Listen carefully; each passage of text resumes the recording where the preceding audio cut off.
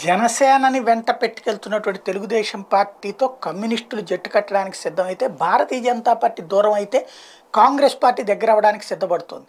దీనికి తగినటువంటి వేదిక నిన్న జరిగింది.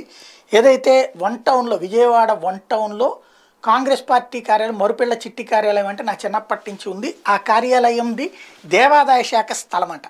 ఇంతవరకు అది బయటికి తెలియదు, అది ఎవరో దాతలు ఇచ్చారనుకున్నారు, కానీ దేవాదాయ శాఖ స్థలం అంట. దాన్ని తిరిగి తీసుకోవడానికి దేవాదాయ శాఖ ప్రయత్నం చేస్తే దానికి వ్యతిరేకంగా జరిగిన ఉద్యమంలో చిట్టి నగర్ కాంగ్రెస్ కార్యాలయం వద్ద గిడుగు రుద్రరాజు ఆధ్వర్యంలో నిరసన జరిగింది. స్వతంత్రం ముందు నుంచి ఉన్న కార్యాలయం ఎండోమెంట్ హస్తగతం అవడాన్ని నిరసించారు గిడుగు రుద్రరాజు. కోర్టు ఆదేశాలకు నెల రోజుల సమయం ఉన్న అంటే కోర్టులో వేస్తే కోర్టు కూడా ఆదేశాలు ఇచ్చింది అది తీసేసుకోమని.